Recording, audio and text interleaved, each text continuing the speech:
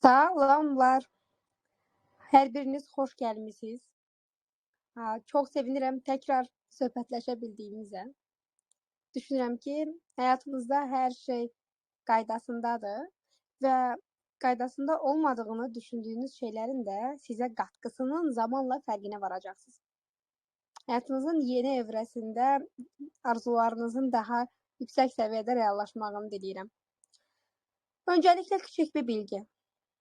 Bu yayımda biz kim düzdür, kim səhv danışmayan, səhv eləyir, nə deyil mövzumuz. Daha çox fərqindəlik üzərindən danışacağam. Qeydlərinizi götürməyi unutmayın. Çünki bu bundan sonraki həyatınızdakı seçimlərinizə təsir eləyəcək. Bu həm ekspert seçimləri üçün keçərlidir, həm arzu seçimləri üçün keçərlidir, həm münasibət seçimləri üçün keçərlidir. Ümid edirəm ki, səsim qaydasındadır. Deyirəm ki, siz məni rahat eşidirsiniz və fokusunuz məndədir. Və biz başlayırıq. Öncəliklə, mən sizə Telegram kanalımda belə bir şey yazmışdım ki, ümumiyyətlə bu şəxsi inkişaf məhz bu coachları varlandırmaq üçündür. Çünki biz bir çox hallarda gedib görürük hansısa bir coach və yaxud da təlim keçən birini, şəxsi inkişafa dair kontent paylaşan birini, hansı ki o sonra sizə nəyinsə varlanmağın ya da satmağın ya da nəyinsə yolunu anlatmağa başlayır və bu böyük bir kütlədə qıcıq yarada bilir ki, səni biz var etdik ki, gerçəkdən bu belədir. Digər işlər o tərəfə, amma bugün əgər Instagramda bəlirli bir kütlənin qabağına çıxa bilmişəmsə, sizin yazdığınız rəylərin və seyvlərin nəticəsindədir. Təşəkkür edirəm bu arada. Çox öpürəm sizi. Və burada indi söhbət mənim kimi fokusu burada olmayan insanlardan getmir də. Çox peşəkar brendləşmə ilə məşğul olan insanlar var ki, onların fokusları tamamilə bundadır və daha çox tanınma yönümlü bir şeylər istifadə edirlər və böyük kütləyə çıxırlar. Onların böyük kütləyə çıxmağında gerçəkdən sizin, insanların, şəxslərin, bizim, məndə həmçinin böyük rolumuz var. Amma şimdi burada danışacaqlarımız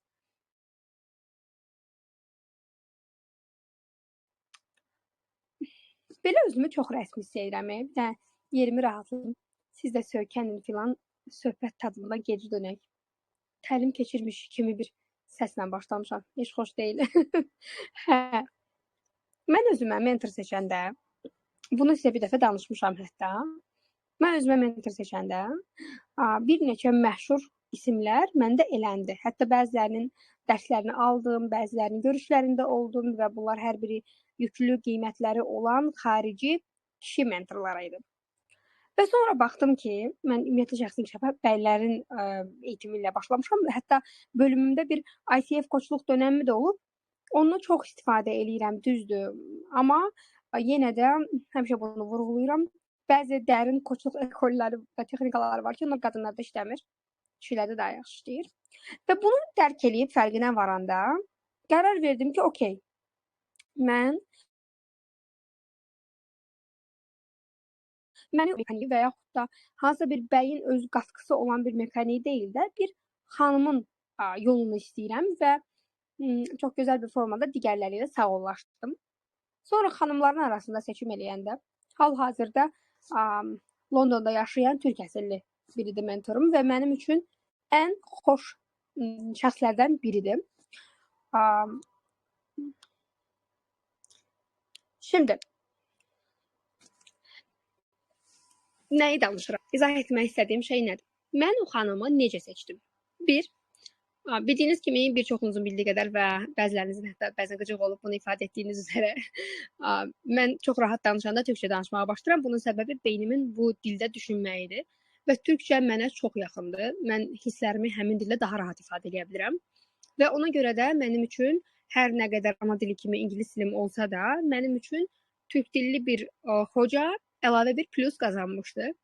İkinci, uğurlu bir münasibəti, sağlam bir ana kimliyi və həyatında qaçmadan bir şeylərə çatan biri idi. Və ən vacib, koçluğa qədər kənarda çoxlu biznesləri, Mənim üçün çox önəmli detallar bunlar idi və ən baş, ən əsas qayda özünün dışarıda bir işinin olmağı idi. Əsas məsələ o idi ki, məhz o bizim ödədiyimiz pullarla yaşamır. Hətta biraz qəribə səslənəcək.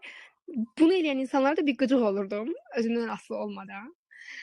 Çünki fikirləşirdim ki, əgər mən bu adamdan eğitim almasam, bu yaşaya bilməyəcəksə, mən ona necə dəyər verə bilərəm? Mentoruma ödədiyim məbləğ ümumilikdə təxmini 40.000 manatı keçir bu arada. Sadəcə bu hissə ödənmiş bir məbləğdir. Artıq neçə ildir böyük məktəblərin kurslarımız var. Çox bahalıdır. Nəysə, demək istədiyim şey nədir? Biz mentor seçəndə ən vacib diqqət eləməmiz gerəkən şey uyumumuzdur. Yəni onun bizə uyğun olmağıdır. Okay. Bu hissəni sizə buna görə danışdım. Fəqət ikinci hissədə həqiqətlər gəlir. Əgər buradan sonranı dinləməyə hazırsınızsa, qalmağa davam edin. Yox, əgər hələ də içinizdə böyük bir ego, kiməsə aid böyük bir sevgi və Allahlaşdırma və sair kimi şeylər varsa, buradan sonrası sizin üçün deyil. Çıxa bilərsiniz. Bura qədər dinlədiyiniz üçün təşəkkür edirəm. Şimdi isə geçiyoruz üzləşmə bölümünə. Daha düzü, gəlin birinci seçim məsələsini açaq, sonra özümüzlə üzləşmə və bu necə işləyir. Öncəliklə psixoloq, coach, mentor başqa şeylərdir. Biz koçluq təlimində keçən dəfə bunu danışırdıq. Baxdıq ki, hamısı başqa şeylərdir. Məsələn, bir mentor özü olduğu yerdən başqasına öz yolu ilə də dəstək ola bilər. Yəni məsələn, bir mentorun işte mənim hal-hazırda dediyim var ki, mən belə elədim. İstəsən bunu da sən bilgi olaraq ala bilərsən. Demək kimi bir izni var, yəni mentor bunu eləyə bilər. Çünki mentor zaten budur. Var müəllim. Müəllimin mütləq pedaqoji təhsili olmalıdır. Ağzım əldi fidan. Müəllimin mütləq pedaqoji təhsili olmalıdır. Baxın, bu bir şərtdir. Okay? Yəni mən hansısa şeyi yaxşı öyrənmişəm, gedim onu sosial mediada öyrədə bilirəmsə və böyük kütləyə çata bilirəmsə, yox, belə deyil. Nəyə görə bəs bu təhsil şərtdir? Çünki orada insanların psixoloji yaxınlaşımı da öyrədilir insanlara. Psixoloji olaraq necə yaxınlaşmaq lazımdır? O da çox vacibdir. Çünki ola bilər ki, siz çox professional satış və brendləşmə bilirsiniz və sadəcə siz o zaman sosial media üzərindən biliyinizi satan birisiniz. Fəqət artıq müəllim bir insanın yetişməsində rol oynayan şəxsdir. Bunu da anladıq? Okay. Keçirik növbətiyə.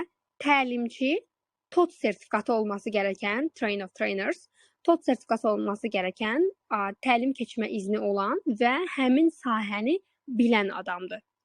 Çünki biz çox qarşılaşmışıq. 2020-ci ildə biz TOT təlimləri verirdik, TOT sertifikasiyası və artıq yoxdur o.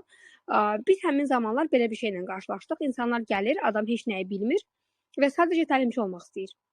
Deyirəm, nə təlimi keçəcəksən bilmirəm. Mən pulunu verib təlim alıram da və gördüm ki, bu xoş deyil. Biz artıq çox insana uyğun deyil və sair deyirik və dayandırdıq.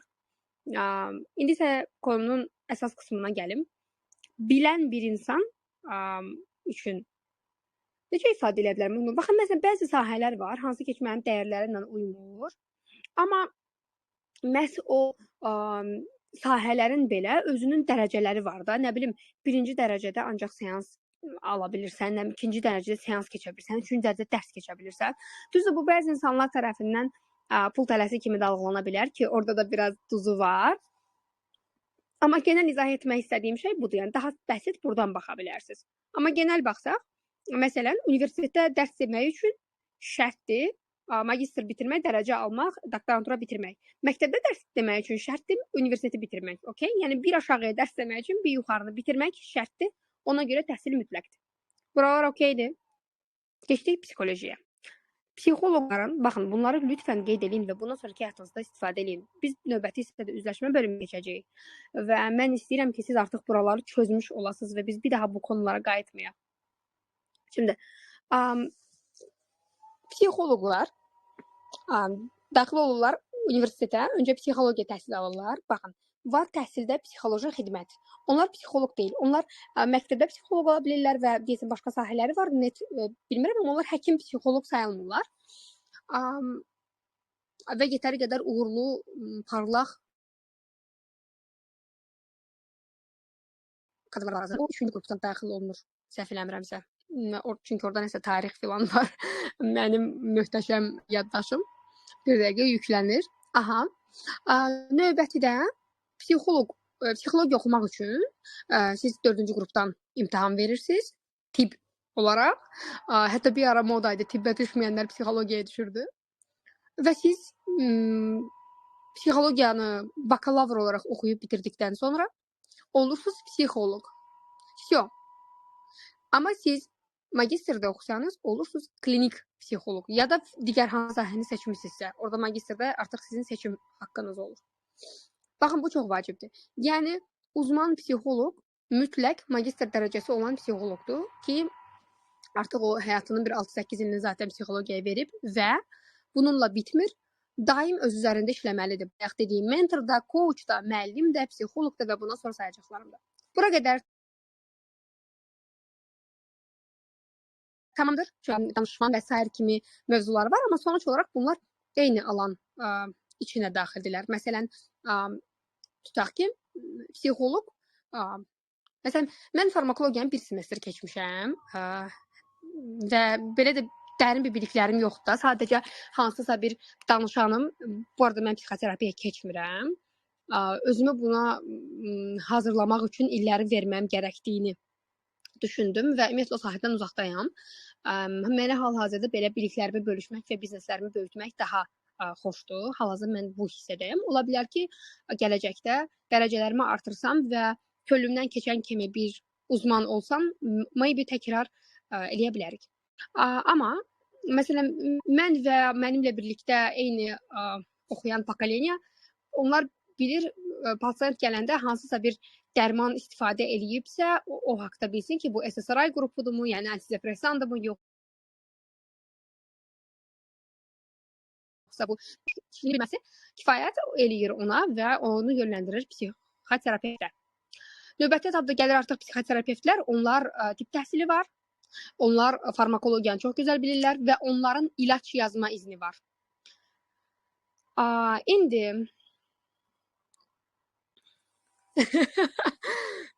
bir şey deyəcəm. Bu nə qədər qəribə gəlsə də, o sosial mediada orada-burada görürsünüz. Filankəsin DHB-si varsa belədir. Narsizmi olan kişilər belə olurlar.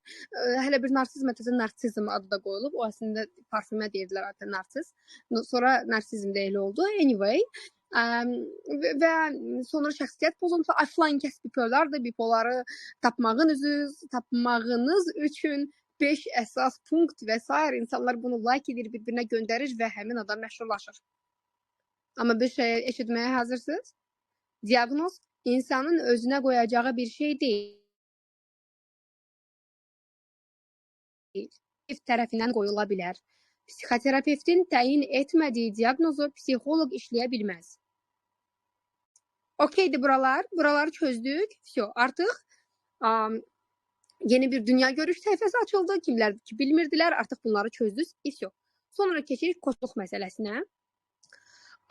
Koçluq ICF sertifikasiyonu, International Coaching Federation üzvlüyü gərəkdirən bir alandır və koçlar oradan məzun olur. Adler və Erikson məktəbinin məzunları. Mən Adler məzunuyam və Erikson məktəbinin məzunları. Onlar müəyyən dərəcələr oxuyurlar. Məsələn, orada ailə koçluğu üzərində davam edə bilirlər, onlar biznes koçluğu və sair kimi davam edə bilirlər. Bunlar da okeydir. Və növbəti, bugün koçluq deyəndə ağlımıza ən çox gələn ki, artıq bir çox insanda bu belədir, spiritual koçlar. Baxın, bir adam spiritual koç olaraq uğurlu olmuş ola bilər. Bu adam uzmandır. Öz sahəsində, mənim sahəm deyil, o haqda bir şey deyə bilməyəcəm, hansı dərəcədir, necədir və s. Yəni, heç mühtəmələn özlərinin də hələ elə bir dərəcələşdirməsi yəqin ki, hələ yoxdur. Bəzi sahələrində var, bəzi texnikalarında, nə bir master degree filan. Amma genel olaraq deyəsən, ruhsallıqda elə bir şey yoxdur. Şimdi deyəcəyim şey nədir? Məsələn, Siz, mən bu səsi bir dəfə atmışdım. Belə bir şey dinləmisiniz böyük ehtimal. Təkrarçılıq kimi olacaq. Kimlər şeydirsə belə dinləməmiş kimi davranın. Çünki qəşəngimlə deyəcəm. Şimdi, bir insan əbcəd elminə nə qədər inanır və güvənirsə, bu Esmail Hüsnalar var, 777 dəfə falan sözü deyil, 111 dəfə, ya Allah deyil, 200 dəfə nəsə de, səhvlə demiş ola bilərəm, rəqəmləri əzbər bilmirəm. Anyway, buna nə qədər inanırsa, bu başqa bir insanın sadəcə içtenliklə Allaha dua etməsi nə qədər normaldırsa, başqa bir insanın kilsədə şam yandırmağı nə qədər normaldırsa, birinin Tanrı deyə bəhs edib ya da kainat deyə bəhs etməyi ayrı-ayrı, hər ikisi nə qədər normaldırsa, insanların ruhsallığı seçməyi və spiritual koçdan dəstək almağı da o qədər normaldır. Fəqət orada artıq sizin beyninizlə deyil, ruhsal alanınızla işləndiyi iddia olunur. Mənim sahəm deyil deyə bu haqda detallı danışa bilməyəcəm. Fəqət onlar düşüncələriniz deyib, ruhsal alanınızla məşğul olurlar və bu çox da hər kəsin bacaracağı bir şey deyil. Necə ki, bugün dünyada, xüsusən də Türk dünyasında çox yayılıb, amma bu hamının, hər yerindən duranın bacaracağı bir şey deyil. Bədən açması, zamanla öz fərqliliklərinə varması, yəni gözəl bilməyi və s. ehtiyac var. Və spiritual koçluq da həmçinin, buradan yəqin ki, həmin sahədə olanlar da məni dinləyir və hər biri də bunu böyük ehtimalla sessiyalarda deyirlər. Spiritual koçluğun amacı sizin onları Allahlaşdırmağınız deyil. Mən bilirəm ki, filankəs xanım ya da filankəs bəy mənim həyatımı dəyişdirəcək. Mən gedirəm, gözlərimi yumub uzanıram, o mənim üçün hər şey edir. Bu belə deyil. Bunu iddia eləyənlər də bu sahədəki yeni başlayanlar da deyək də, hələ bilməyənlər qaydaları. Necə ki, psixologiyada ilk zamanlar belə havalı hamını düzəltməyə çalışırlar. Nə bilim, tələbə vaxtında çox olur da. Ya da qabağımıza keçirə diaqnoz qoymaq. Hətta tibb tələbələrində tələbə xəstəliyi deyilən bir yayılmış bir terim var. Özlərinə xəstəlik diaqnozu qoyurlar. Kitabı açırlar, oxuyurlar, dabadal. Ha, bunların hamısı məndə var. Mən bu xəstəyəm. Eyni anlayırıq və dərk edirik ki, okey, bu sadəcə psixiatrın qoya biləcəyi bir diaqnozdur. Şimdi, buraları çözdünüz. Bitti. Artıq anladınız ki, kimlə, necə, nədə çalışa bilərsiniz. Eynən. Google-a baxıb özünü xərcə çıxardanlar kimi. Bəli, nə bilim, ChatGPT ilə diaqnoz qoyan, nə bilim, nə. Lütfən, xahiş edirəm, qan analizi, nə bilim, ensofloqrama, bəlkə MRT, bəlkə rentgen, sizə belə şeylər lazım olmuş ola bilər. Lütfən bunlara bir göz atın. Tamam, şimdi. Buraları çözdük. Vəssalam. Keçirik qəşəng hissəyə. Burası belə informativ bir bölüm idi. Şeyə oxşadı ya, o bir akım var, deyir ki, hər kəs gitsin, sadəcə qızlar qalsın, makyaj konuşacağız. Onun kimi hiss elədim özümü. Bura. Belə. Hər şey artıq yaxşıdır. Siz artıq nəyi, harda, necə seçəcəyinizi bilirsiniz.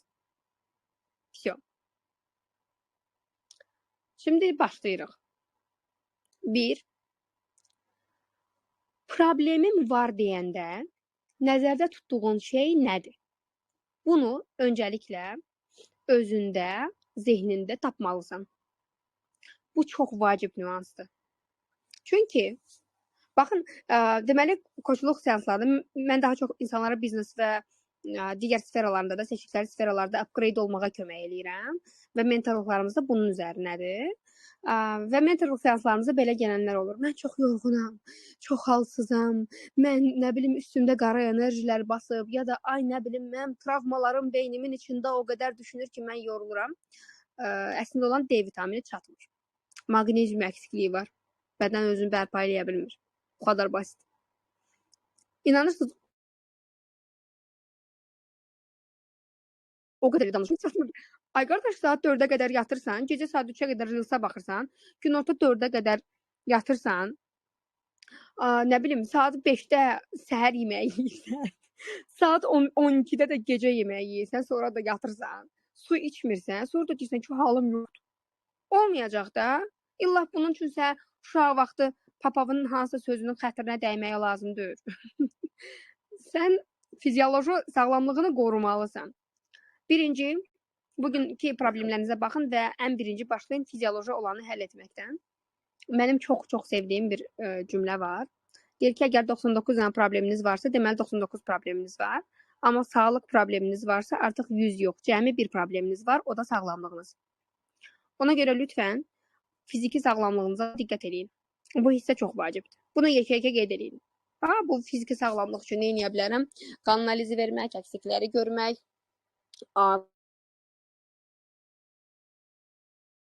boşluğunuza check-updan keçmək, hətta ildə bir dəfə check-uplar ciddi şəkildə endirmə düşür də, 500-600 manatlıq check-up bəzən 100 manata belə düşə bilir və mən bilirəm ki, hər birinizin ildə bir dəfə 100 manatı var. Bəhanələrə sığınmamağınız üçün dedim bunu da. Və hər biriniz bunu deneyimləyə bilərsiniz. Çox yaxşı olar ki, səhhətinizdən xəbəriniz olsun. Növbəti etapda isə kim özünə diaqnoz qoyubsa, bugün o diaqnozu götürsün, qoysun qırağa və bugündən sonra o diaqnozu qucaqlamasın. Ay, mən depressiyadayam. Ay, mən nə bilim, narsistəm, ərim. Ay, nə bilim, mən videoda görmüşəm ki, 15 dənə şey var, onun 14-ü məndə var. Mən 100% nə bilim, bipolaram. Bunu qoyursunuz qırağa və əgər sizə psixoloji diaqnoz lazımdırsa, gedirsiniz psixiatra və sizə diaqnoz qoyur. Sonra da yönləndirib psixoterapevtə, o da sizə terapiya eləyir. Bitdi, getdi. Aslında bu kadar kolay.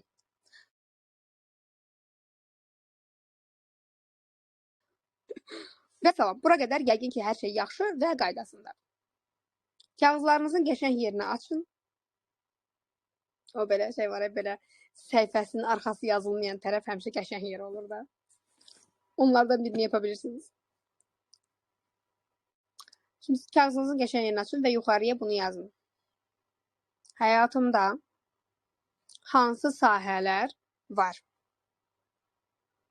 Və başlayın bunları alt-alta yazmağa.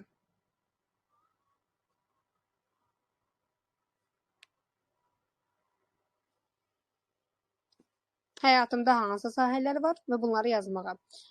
Dostluq, münasibətlər, sağlamlıq, karyera, iş, pul, o bu, zövqlər, hobbi və s. Bunları yazacaqsan alt-alta və ardından hansılar yoxdur, ikinci sualda onu yazacaqsan ki, həyatında hansı sfera ümumiyyətlə yoxdur. Məsələn, sıfır. Okey, tam sən ən yaxşı qızsan, amma sən 25 ildə heç kiminlə danışmağı öyrənməmisənsə, burada da bir sıxıntı var.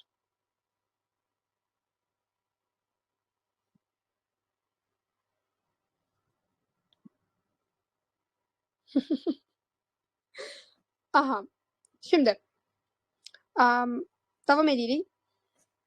Birincidə yazdığınız sferaları, ikincidə yazdığınız hansılar yoxdur. Hansılar yoxdur, onları artıq bilirsiniz və başlayırsınız onların üzərində işləməyə və onları yaratmağa. Çünki 20-nin, 21-in üzərində yaşınız varsa, artıq həyatınızda bütün sferalar ola bilər və hər biriniz artıq yaş və beyin olaraq bütün sferalara eyni anda edə biləcək potensialdasınız. Kullanmıyorsanız, kendi sorunuz, indi ondan danışacağıq.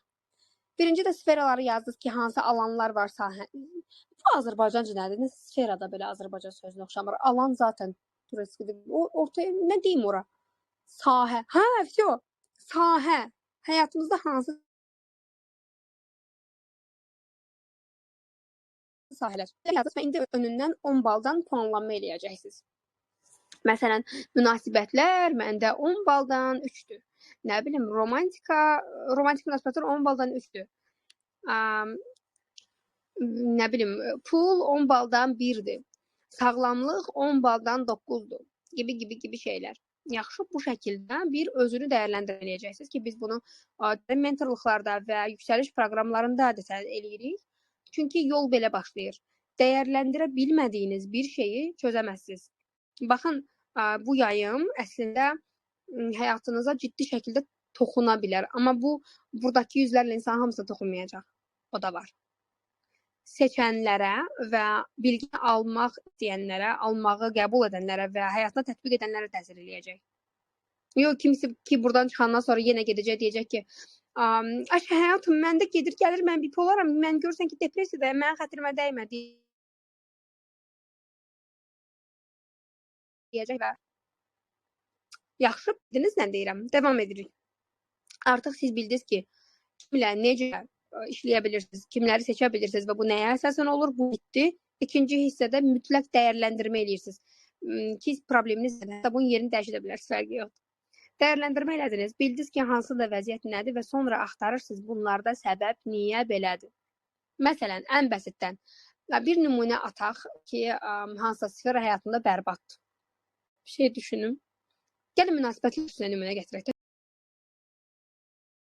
Baxın, bir çox insanın həyatında münasibətlər hissəsində boşluq var. Ya münasibət yoxdur, ya da ona zərər verən partnyoru həyatında tutmağa və onu sevdiyini iddia edib özünü çürütməyə davam edir. Yadınızdadsa bir dəfə Telegramda belə bir şey eləmişdik. Mən sizə soruşdum ki, belə şeylər eləyən adamları tanıyırsınız. Bir çoxunuz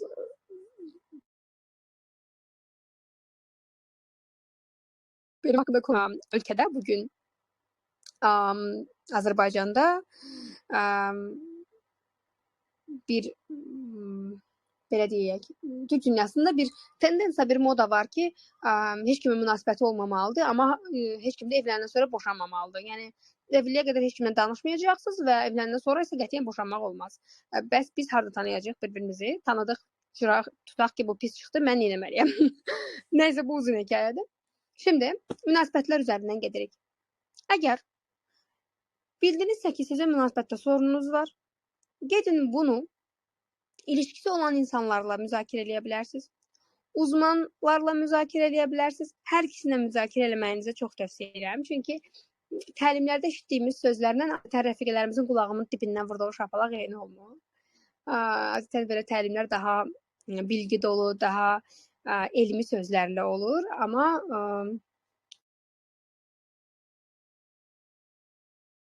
bazen şapalaklayan bir coachunuz varsa, onsuz da o sizə onu eləyəcək.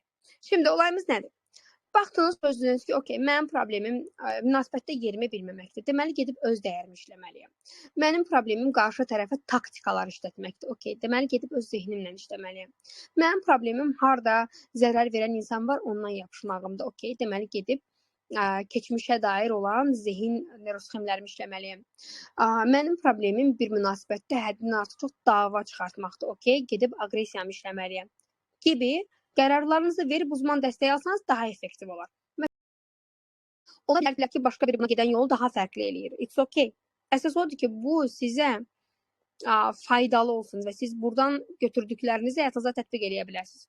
Mən sizdən çox xahiş edirəm, münasibətlərlə bağlı mütləq uzaq durun ilişki taktikləri verən insanlardan. Çünki bu həqiqətən çox toksikdir. Yəni, heç vaxt heç kim bir adamı 10 il taktika ilə idarə eləmək istəməz.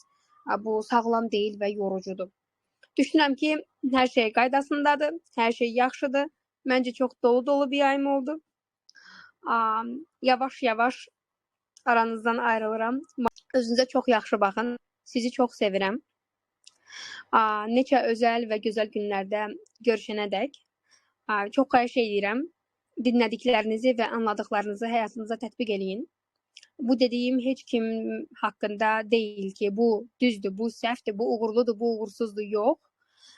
Bu deməkdir ki, ola bilər ki, kiməsə nəsə uyğun deyil və bu çox normaldır. Özünüzə çox yaxşı baxın, yolunuzda çiçəklər açsın, hər gününüz bir gününüzdən daha gözəl keçsin və hər gün, ayda, hər gün möcüzədir, görəsən daha çox nə ola bilər ki, deyə sual verəcək bir yüksək enerji arzulayıram hamınıza. Çox darılıram, özünüzə çox yaxşı baxın, hələlik.